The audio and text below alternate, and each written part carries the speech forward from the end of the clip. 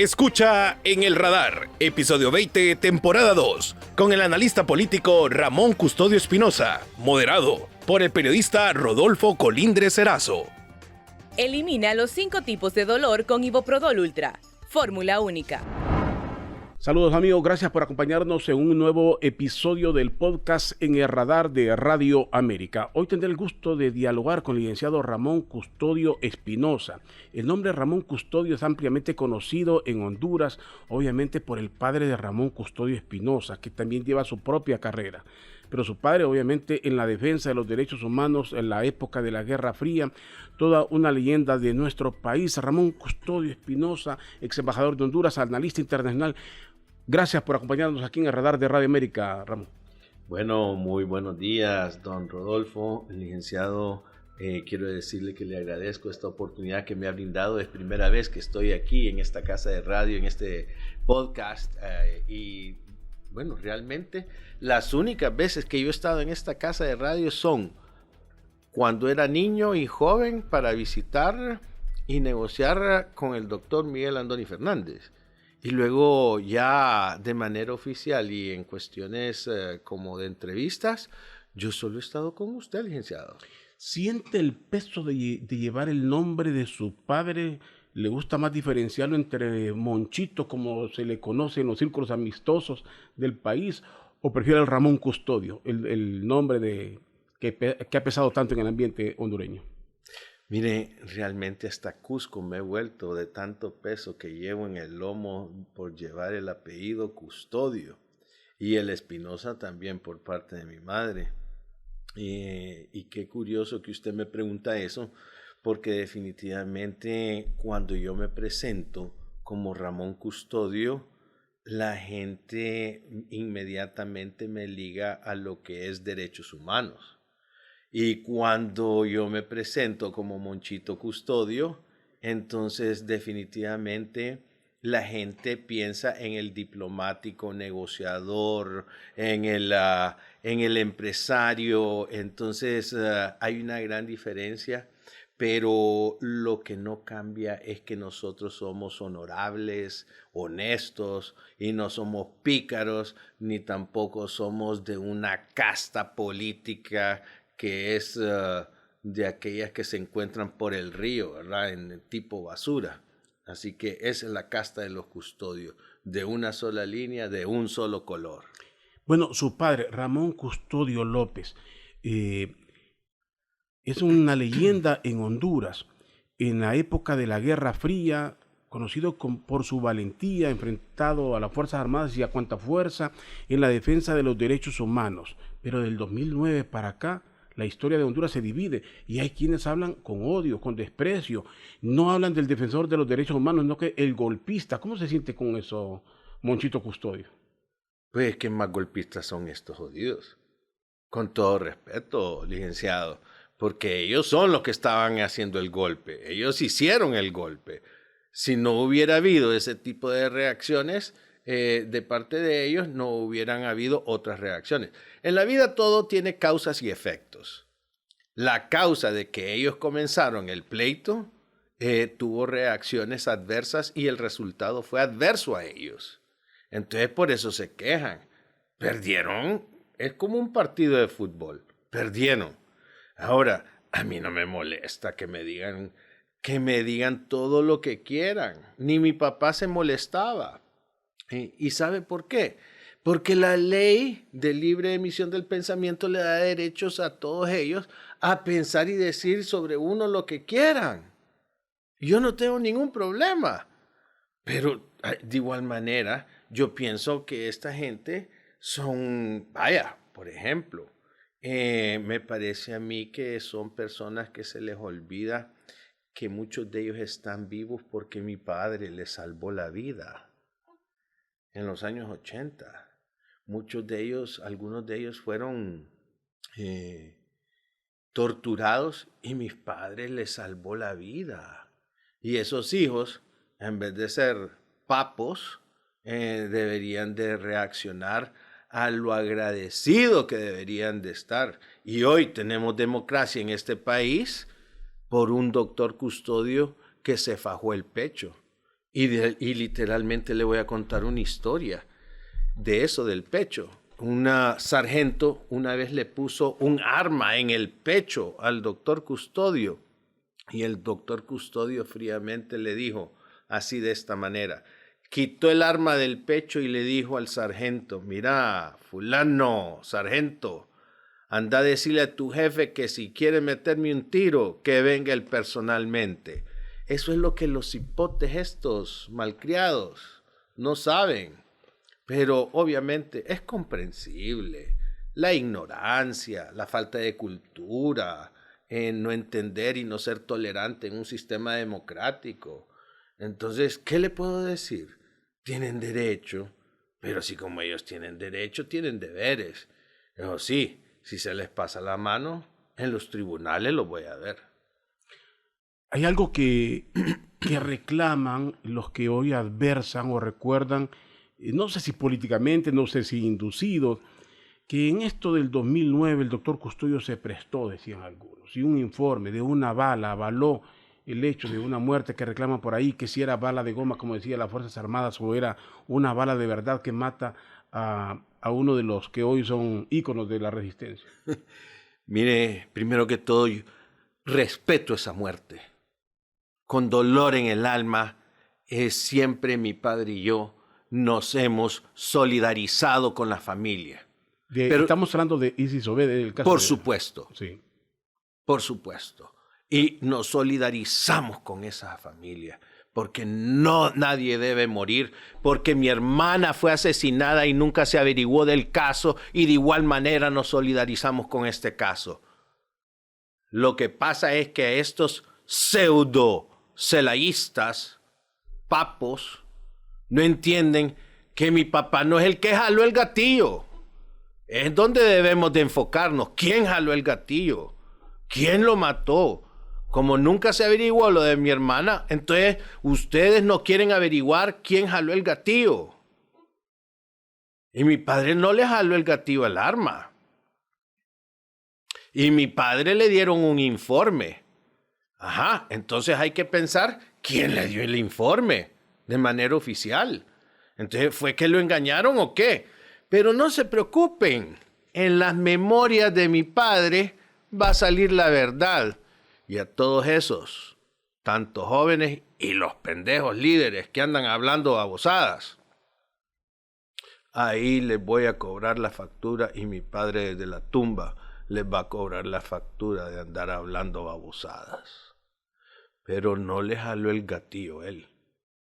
Pero sí hay que averiguar quién le jaló el gatillo. Tal vez me ayudan a averiguar quién asesinó a mi hermana. Y cuando hablamos de quién jaló el gatillo, ¿lo llevamos a la persona o a la institución? Porque se culpa a las Fuerzas Armadas, a los militares de ese hecho. ¿Ese informe se puede conocer algo? ¿Qué decía al final de cuentas? O como decían otras versiones ahí, si es que estaban interesados en crear un mártir y la bala salió de los mismos grupos. Habría que traer a una representante de las Fuerzas Armadas para que nos diga qué decía el informe. Sería interesante. Pero estos babosos, celayistas, castristas celayistas, no entienden que en vez de enfocarse y en vez de enfocar en el adversario que ven en mi padre y en mí, se deben de enfocar en la realidad de lo que ocurrió y de quién estuvo detrás de esa conspiración. Y qué sé yo, lo que sale ahí. Pero los de las Fuerzas Armadas saben, tienen que saber. Y le entregaron a mi padre un informe diciendo que se estaban utilizando balas de goma. Ahora, los nombres y la verdad que va a salir cuando salgan las memorias de mi padre, van a haber muertos que van a querer estar vivos para disfrutar lo que dice mi padre y van a querer vivos estar muertos porque no van a querer escuchar y leer lo que dice mi padre. ¿Va a estremecer? O sea, hay una verdad oculta en el país. Va a estremecer y va a haber muchas verdades que se van a decir como la verdad. Vaya, le voy a adelantar una. La verdad de la Secretaría de Derechos Humanos. Esa fue una conspiración de un par de papos y de un presidente que se dejó convencer por unos papos y también con la oficina del alto comisionado para crear una paralela al CONADE, debilitando el Estado de Derecho, don Rodolfo.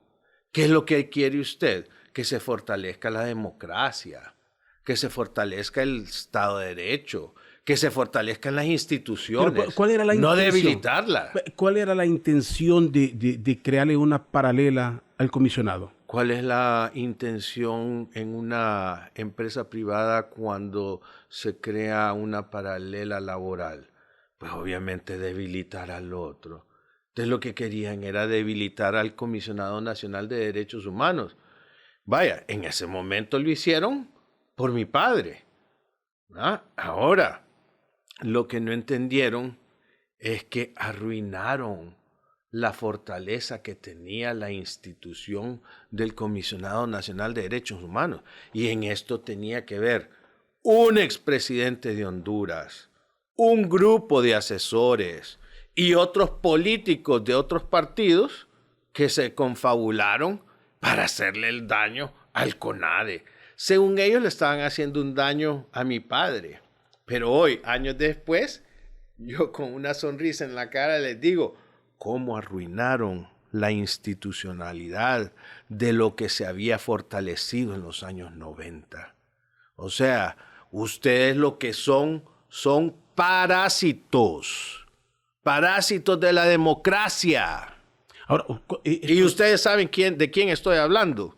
Algunos amigos míos, algunos son amigos míos y de mi padre, pero creían y creen que nosotros somos tontos y no sabíamos. Hoy estoy dando a conocer la verdad y sí sabemos. Lo que pasa es que nos hemos hecho los tontos, pero ya es momento de sacar la verdad, como le prometí a mi padre antes de morir, y hoy lo estoy haciendo y comenzando a decir verdades en este programa suyo. Me quedo recordando la historia. ¿Fue el gobierno del presidente Lobo donde se divide o en el de Juan Orlando? Fue en el del presidente. Fíjate que usted ya está sacando con cuchara. No, para tener el contexto histórico. Ya, sí. Ya está, como dicen en mi barrio abajo, ¿verdad? Está cuchareando el hombre. Por supuesto que fue durante el presidente Lobo, ¿verdad? Que también venía del movimiento de derechos humanos.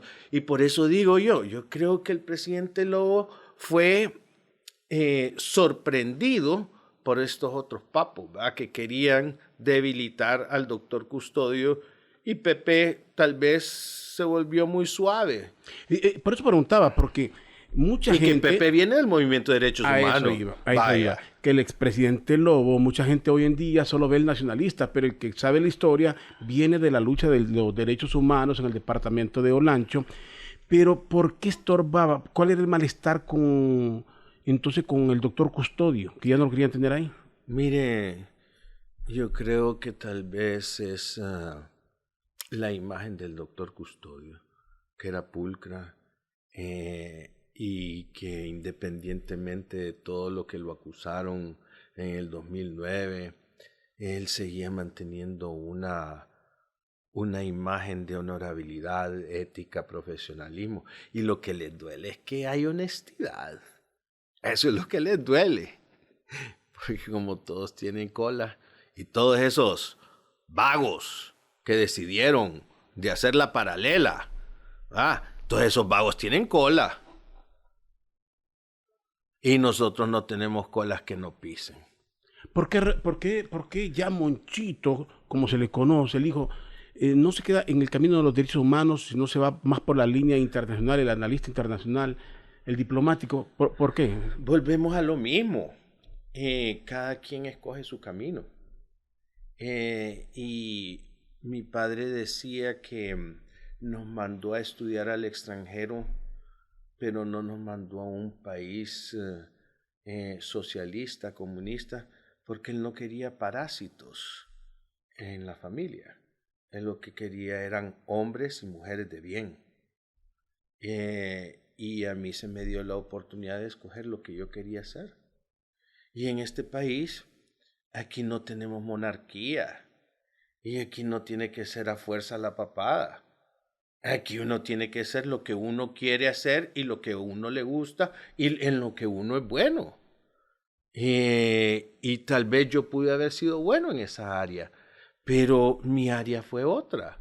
Yo soy licenciado en Administración de Empresas y además de eso diplomático. Y creo que hice un buen papel.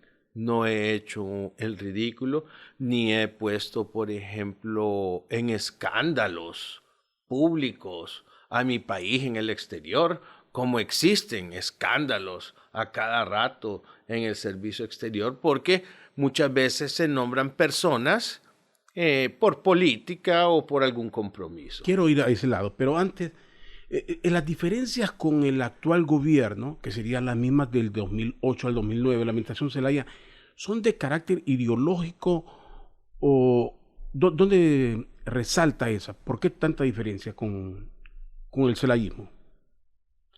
Mire, yo creo que primero que todo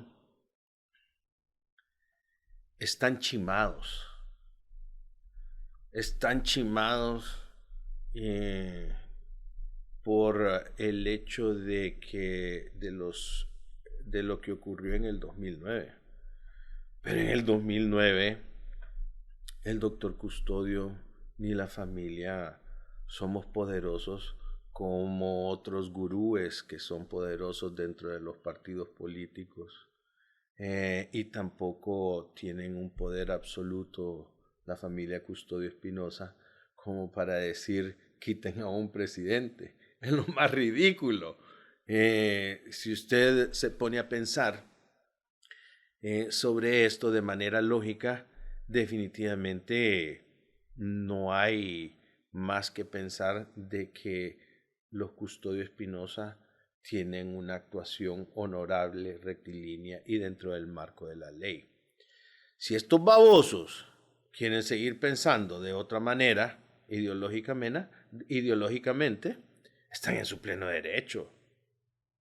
A mí que me interesa que piensen como Venezuela, Rusia, Cuba, ¿qué me interesa? Hay que respetarlos. El derecho al respeto comienza donde terminan sus derechos y comienzan los míos. Entonces, las diferencias son más que todo, yo creo, la envidia, porque a los Custodio Espinosa no los nombran en casos de Nueva York, casos de narcotráfico, casos de pozos malacates. Los Custodios somos rectilíneos, de una sola línea, de una sola casta.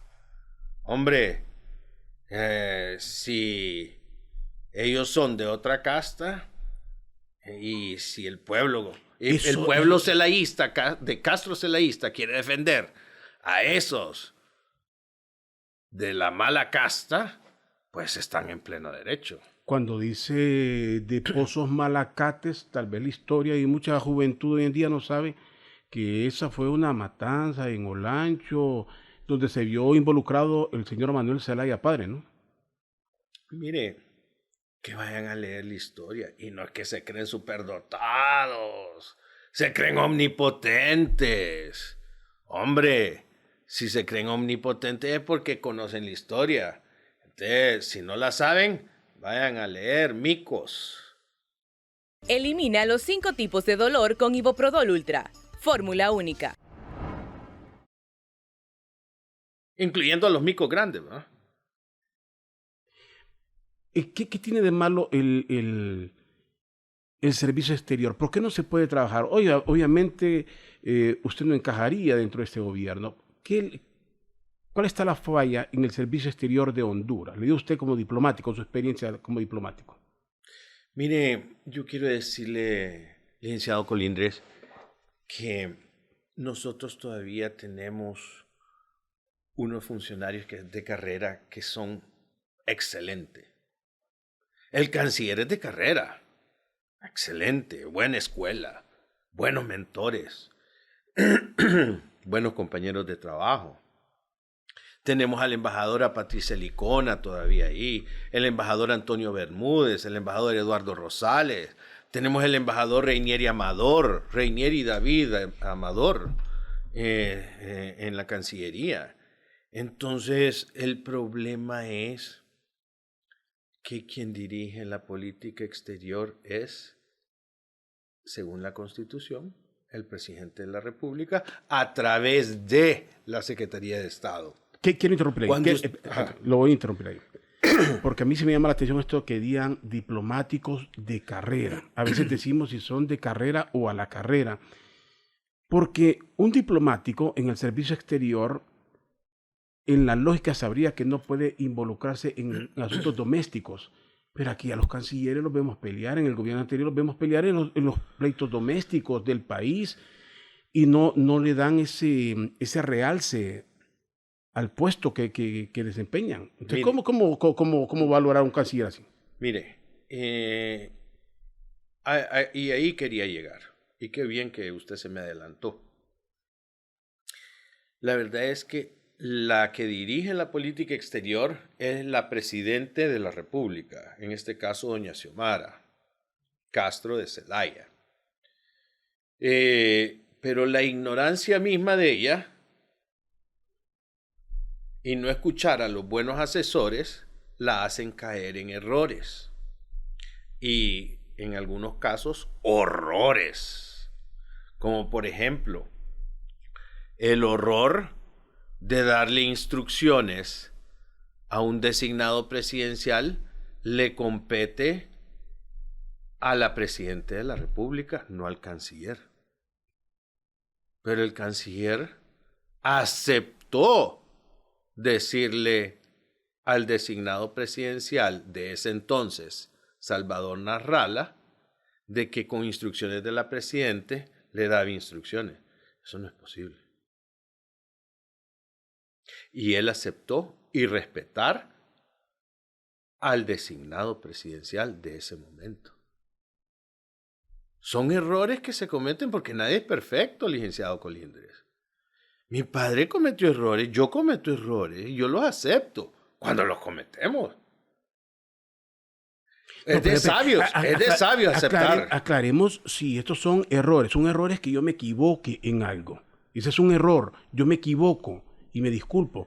Otra cosa es que sea sumiso. Bueno. Y que sea sumiso y haga cosas en contra de mi voluntad. Eso ya no es error.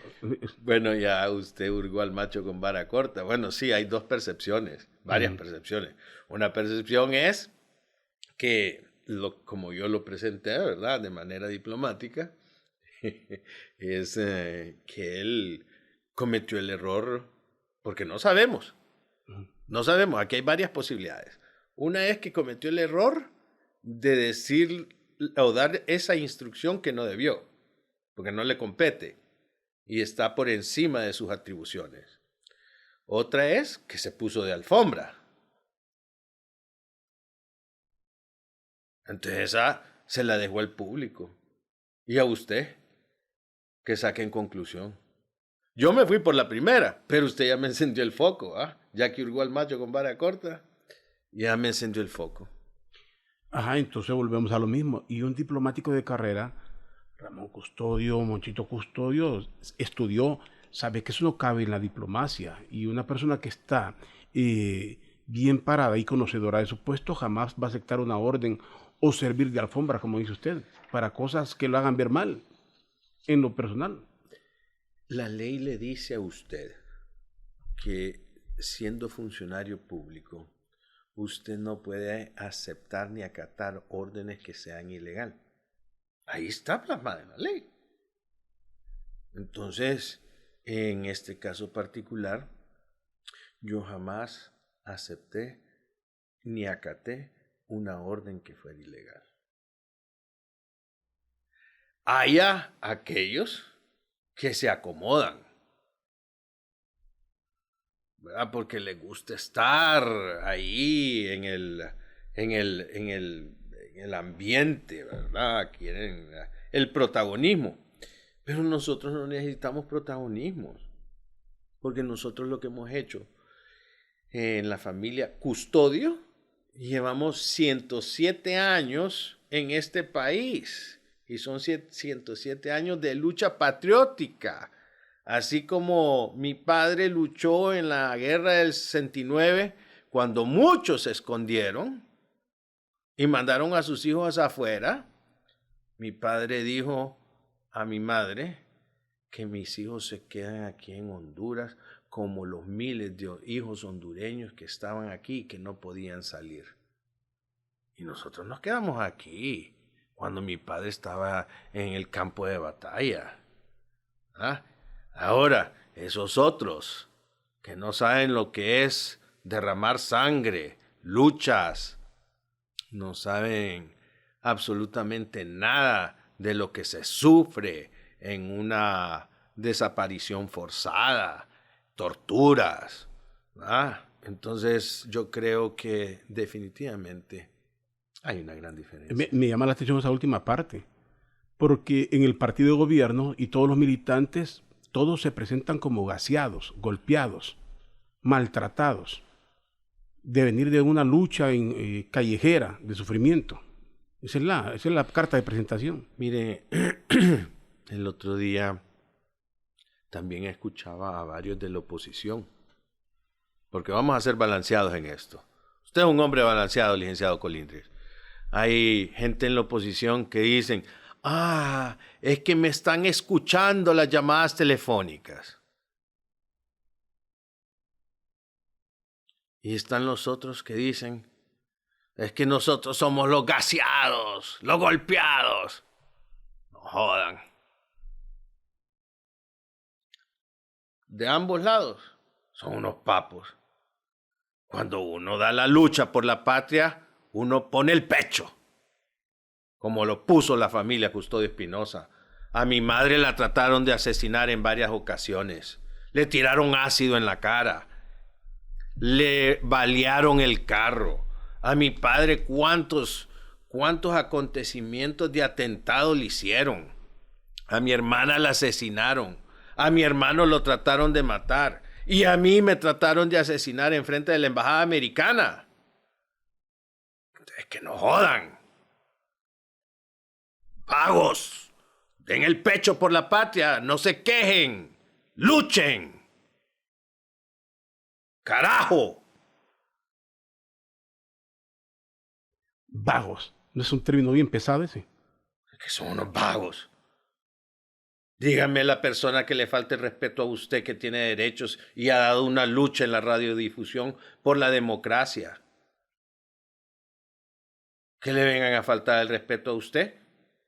¿Usted se va a dejar? Mire, cuando los actos terroristas de Charlie Hebdo en París, el Papa Francisco iba rumbo a las Filipinas y le preguntan los periodistas, bueno, Papa, ¿qué piensa sobre los actos terroristas de Charlie Hebdo? Bueno, dice, si me mentan la madre, esperen que les mente la madre. Si me pegan un puñetazo, esperen que les voy a dar un puñetazo. Pues esta es mi respuesta. La que he dado a todos esos vagos, carajos. Pongan el pecho por la patria, dejen de quejarse, hay que construir, luchar. Pero hombro a hombro, no en contra. Esto no es una guerra civil. Es una guerra de lógica de que tenemos que crear fuentes de trabajo para que no se nos vayan los migrantes. Tenemos que crear fuentes de trabajo en este país. Nosotros somos un país más grande que Suiza y somos más pobres que Suiza, con más recursos naturales. Y ahora, ¿a dónde va el país? ¿Cuál es la imagen? ¿Cree que internacionalmente Honduras está bien definida por la comunidad internacional? ¿O se ve a Honduras como un híbrido o una más de un bloque que sigue líneas? ¿Cómo se mira verdaderamente? Usted que conoce el cuerpo diplomático. Me da vergüenza abordar ese tema de cómo nos miran afuera. No voy a entrar en interioridades de lo que me dicen a mí en Washington o Europa, de la verdad, porque no quiero ofenderme a mí mismo ni quiero ofender al honorable auditorio que nos está viendo. Pero sí voy a hacer varias reflexiones. Por ejemplo, En Washington recientemente me dijeron que a la presidente Xiomara Castro de Zelaya se le olvida de que no es una mujer popular. 1, 2, no es una mujer con una popularidad como la de Bukele en El Salvador, pero actúa como que tiene el poder absoluto, convirtiéndola a ella en una presidente totalitaria por el grupo que la rodea. Y ella no ve que la están haciendo cometer muchos errores. Y por ejemplo, ella cree que a nivel internacional ella puede hacer lo que quiera como presidente del CELAC. Y en el CELAC es por consenso, no por lo que ella quiera. Ese es un ejemplo. ¿Y el futuro que le mira al país, cuál es? Bajo el camino que lleva o la línea que lleva el gobierno. Sombrío. Sombrío. Aquí se pueden dar varias situaciones diferentes, pero lo que sí sé es que sí van a haber elecciones. Y en el proceso electoral, el pueblo le va a pasar la factura al Partido Libre porque pregonaron unidad, no lo hicieron. Pregonaron que iban a sanar las heridas, no lo hicieron. Ahora lo que pregonan es la venganza, la división, la imposición. Imagínese usted que yo creí que al llegar por primera vez una mujer a la primera magistratura del país, que es la presidencia de la República, una mujer que es madre, es esposa, abuela, hermana, imagínese usted, mire el diario esa cosa del diario La Tribuna, ahí sale en una página que los feminicidios se han ido para arriba. Eso lo dije en una entrevista el año pasado y la semana pasada en otros medios. Y no ha hecho nada por la mujer. Miren los casos de Támara, de las mujeres de Támara. Todavía no se sabe qué fue lo que pasó. Mire el caso de Berta Cáceres. No se ha resuelto. Bueno, el caso de mi hermana tiene más décadas y no se ha resuelto. Entonces, ¿qué ha hecho por la mujer? Creo que ella falló. Se debió haber respetado a ella como mujer para poder imponer, ¿verdad? O imponerse como presidente. Sin entrar mucho en detalles, es un tema bastante amplio.